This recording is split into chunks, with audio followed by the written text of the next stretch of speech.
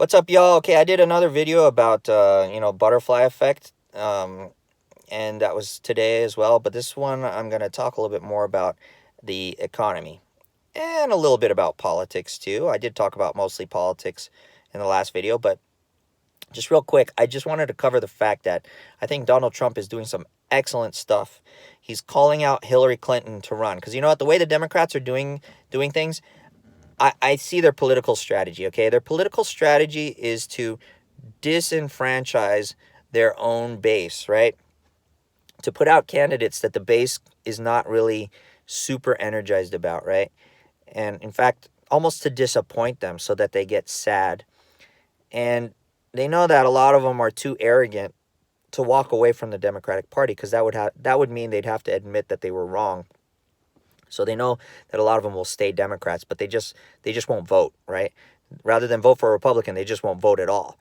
And what the Democrats will do is they'll jade their own people. They'll get them so jaded and depressed that, like a drug, they're going through withdrawal because their drug dealer mentality, their criminal mentality in the Democratic Party, and they have no respect for their own voters. So they demoralize them and make them feel sad that this is what we have to choose from. And then what they're going to do is they're going to have the dark horse run. You know, I always felt that they were going to have Michelle Obama run. They might still do that. But Hillary Clinton is also one of those dark horses that likes to hide and stay in the sidelines. Yeah, are you going to run for president? They'll ask her, are you running for president? She'll be like, well, no, I don't think I'm going to run for president. I'm still deciding. They give you that kind of answer. And then they quiet down and they hide. They go off the screen, right? And the reason they do that is they're putting out all these other Democratic candidates as a group attack against President Trump. And what they're planning on doing is they're trying to suck out all of President Trump's defense because he's going to have to defend himself against these clowns, right? It's a clown show right now. So they'll attack Trump and Trump will just defend himself against these attacks. So they're trying to soften him up because he's the champion right now. He's the president. And they want to win. And they couldn't win even when they cheated in 2016. They rigged the elections. They did election meddling, illegal voter fraud, and then they tried to pull a Russian conspiracy and blame President Trump for the thing that they did, saying that he meddled in the elections using Russia to help him get elected. Unbelievable, when they were the ones doing that. And we're starting to see that now with Joe Biden getting caught in Ukraine, and they're attacking Rudy Giuliani, who's going after him. And Rudy Giuliani said, just wait, there's going to be a Romanian conspiracy now. They tried the Russian conspiracy hoax. They tried to pull the Ukraine conspiracy hoax, and it actually backfired on them because now we're finding out they were getting money in there. Trump even floated the fact that they're getting money from China, and now they're going to try to pull a Romanian hoax because a lot of them they're making money hand over fist in Romania, these corrupt individuals. So anyway, Trump pulled a genius move because he called out Hillary Clinton. She hasn't even jumped into the limelight yet, right? Because she's trying to hide. She's trying to wait until Trump gets fatigued, until the Democratic voting base gets fatigued and is so sad that they'll vote for anyone but these clowns that are out there. And then she was going to jump in and say, surprise, I'm Hillary Clinton. Come vote for me. I have hot sauce in my purse. I support gay rights. I support all you minorities. And then the Democratic Party almost, even though they hated her for all the stuff they're finding out she was corrupt for, she'd be like a breath of fresh air against all these clowns that are running. And they'd be like, oh, I'm going to vote for Hillary Clinton. And that's how she would energize the voter base. And then even if that didn't work, then Michelle Obama would come out. And everyone would be like, oh, Michelle Obama. Michelle Obama's the one. So Trump is pulling a great one. He pulled her out. He knew she's hiding in the sidelines. So he said, Hillary, just admit you're running. And what does she do? She tweets out, hey, you know what? Don't make me do it. Don't make me run for president. Just do your job. It's kind of thing she says. In other words, she's getting mad that he's calling her out because she's trying to hide. She's trying to hide. She just wants him to defend himself against the clowns so that he'll be tired when she finally steps on the stage. Ain't gonna happen. Hillary didn't win the first time. She didn't win the second time. She lost against Obama. She lost against Trump. And now she wants to run again. Third time's a charm, right? That's their saying in the witch world, right? It's a charm to do it 3 times, right? All right, try it. I'm confident Trump is gonna wipe the floor with you. And anyway, so that's my political speech. Now to the economy. As I said before, I made some good money on the last shorts. I saw that the economy was going to crash, or the stock market at least was going to crash. Sorry, because the economy is contracting and crashing. And so I put some short positions out, and I took my profits on them a little early. The next day, the markets dropped a lot more, and I could have made a lot more money, but hey, I'm not going to be greedy about it. I made a good chunk of change, and I already diversified it. And I have some money waiting on the sidelines for the next crash. Now, could the next crash come soon? I think it's coming soon. I don't know when, but I don't feel like I'm going to deploy my money yet because I don't want to just give it right back to the markets. The Federal Reserve is entering a next stage of QE. They're not announcing it because they don't want anyone to panic and to know that they're bailing out the banks again against taxpayer wishes, and they're using taxpayer dollars to do it. And it's a shame. So they're just buying things up, and they're buying the banks up and trying to provide liquidity because we're in the liquidity crisis that I have always talked about. All my other past videos talking about how we get into liquidity crisis, talking about what leads to it. And I'm also talking about how even though they may try to just dump endless amounts of dollars into the system, the fact that they've expanded credit so much, credit is like a black hole. It expands the money supply while it's expanding, but the moment people can't afford to service the credit they're borrowing, their debt, in other words, credit can mean different things in accounting terms. It depends on who's getting the credit, right? And who's getting the debit. So perhaps debt is the better, more accurate term. Debt has expanded so much, people borrowing before they've earned it. And as long as they can do that and still pay it back, it'll keep expanding and the economy will keep expanding. But now it's to the point where your earning or your productivity doesn't match the growth of the economy. And so there's no way you can ever earn enough to service the debt. So the debt is going to collapse. It's going to collapse under the weight of its own burden, right? It's a burden to pay your debt every month if you don't have a paycheck to match it. And your minimum payments on your credit cards are not going to match the increasing amount of balance you have on your debt when you have interest that's accruing faster than your paycheck. So some of you can't even service the interest alone on your debt. So, I mean, you're like throwing a bucket of water on a forest fire. Forest fire will just gobble up that water and evaporate it, and it's done, and then keep burning, right? Your debt is a giant fire that you cannot service unless you get a giant water dropping helicopter and a hose and all these forms of income where the money is coming in so fast that it's coming faster than the fire can consume it. Unfortunately, that debt is a forest fire right now, and we're seeing that in California. When a forest fire goes through and you don't have enough water, and there's a whole bunch of fuel for it to just consume, and it consumes everything. So even places, buildings that have been around for hundreds of years or a long time, the fire will just go through and consume it all. Doesn't matter. That's going to happen with the debt. The debt is like a forest fire in the financial world. It's going to come through. It's going to consume everything. Our lives are going to change. Pure and simple. They're going to change. Doesn't matter who you are, whether you're prepared or not. It's going to change. And the rich people don't care. They think they have enough wealth, or it doesn't matter. It's all about control for them. As long as they maintain their kingship, their royalty over you, they care less what happens to you. As long as they're eating and they're in a house that has air conditioning and heating and running water, who cares about you? My family's taken care of. This is why I give these videos out. I want you guys to think about that. That everything is connected. It's all deeply connected to what's in your mind, what's in your heart, what's in your spirit and soul. That's always what my videos are about.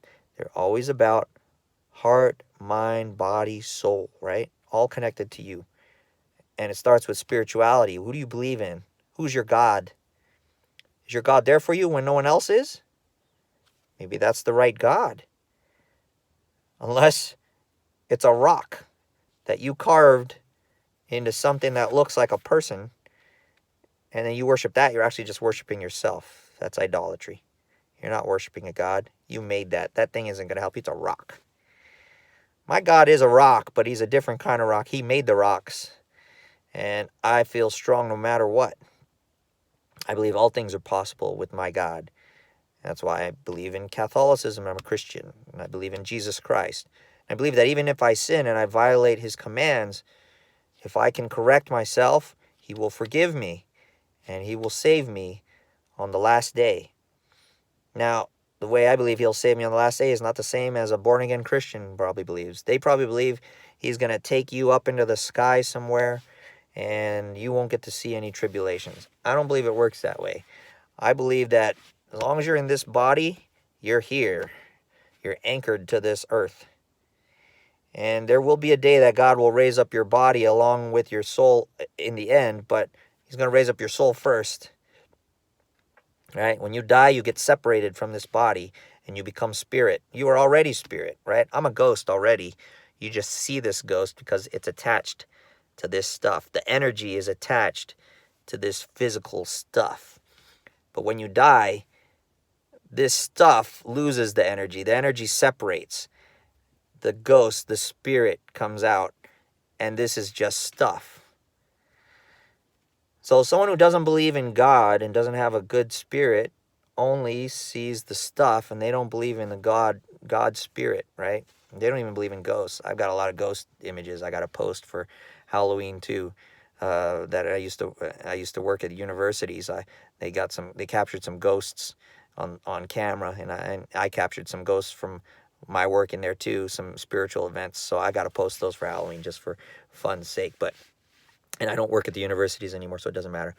But anyway, back to what I'm talking about. The world does not understand energy. They don't understand spirituality. So finance is something totally out of their realm because they can't understand value. The value of money can leave that money, right? So you can hold a dollar bill, but the spirit or the value of that dollar bill can separate from it. And one day that dollar is valuable, the next day it could be worthless. Still looks the same, but when you go to spend it, you can't buy anything with it, right? That's happened all around the world and throughout history. And we're going to see that now. So like I said, I short the markets, and the Fed is pumping up the markets. The liquidity has been sucked. The spirit has been sucked out of our economy. And the Fed is trying to pump more in there. Eventually, that debt is going to just totally possess every dollar or every asset that is out there because it wants it. We're in debt. And that demon of a debt has a right to all of our dollars now because we've given it that right. And so it's going to suck the souls out of those dollars. And there's nothing we can do about that. You can shovel all the bodies you want there in front of that demon, and that demon's just going to suck it. So I believe at some point, like for right now, we get the stock markets rallying every now and then. But at some point, it's not going to matter how much they dump into the markets. I think that collapsing black hole of a demon is just going to suck all the value out of the stock market. And I hope to be short at that time because I hope to get some of that transferred to me so that I can use it for good purposes, because I believe a lot of bad people have been using money for bad purposes. And trust me, the world's not going to be easier for me even if I do that correctly. If I become a multi-billionaire or a millionaire, my life's not going to be any better because everyone around me is going to be suffering. And I'm not like these elitists where it's like, all right, I got money, so now I'm a king. No, my life's actually going to be in more danger if I become wealthy and there are people around me who are suffering. If they see that wealth, my family's dead, right? So what I'm seeking to do is very, very dangerous and very risky. It's better if everybody does it. That's why I do these videos. I want everyone to think about what's going on. If you're in debt up to your eyeballs, man, we're in trouble. And if you can find some way to try to put yourself on the other end of when that debt explodes, or implodes, I should say, and you stand to benefit, the more of us who can benefit from that, the better off we are, and the better off we will be able to rebuild when the decimation occurs.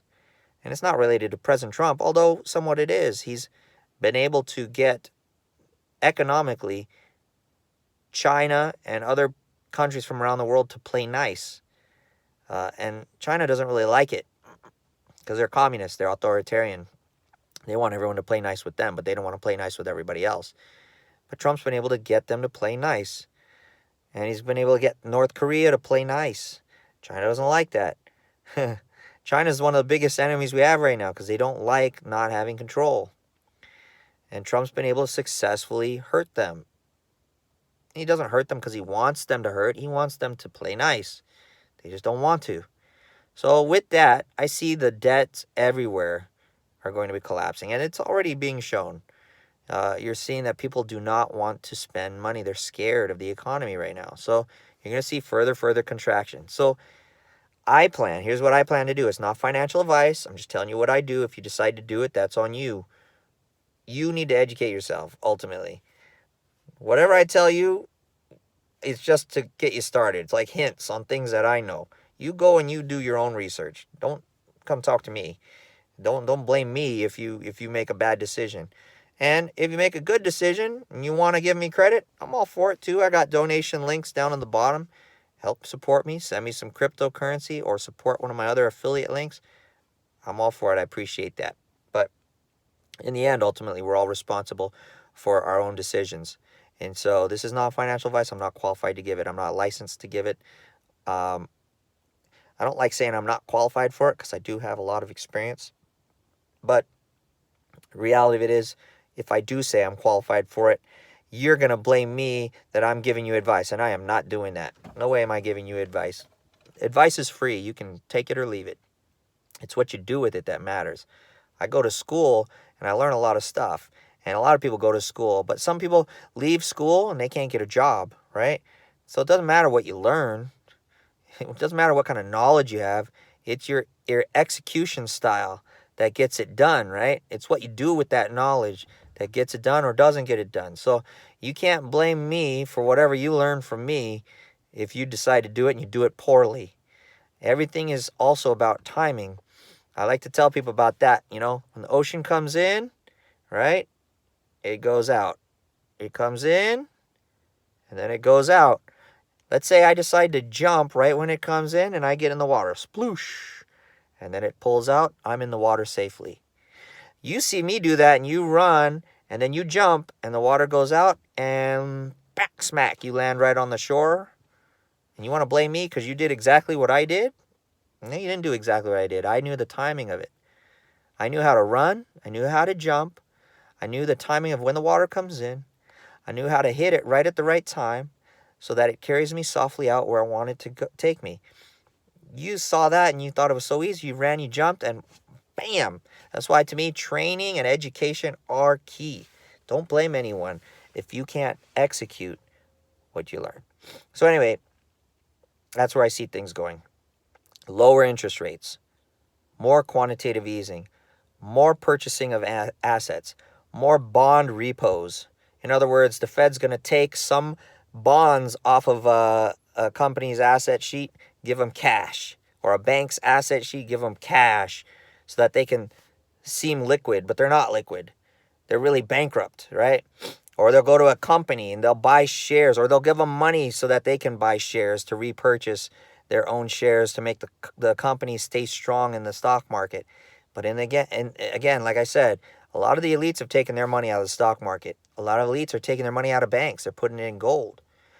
And a lot of the rest of society is just like, well, the markets are going up. I'm going to keep putting my money in things. You're about to be left holding the bag. This is all a Ponzi scheme. Everything's a Ponzi scheme. Get in first. When it rises in value, get out first. That's simple.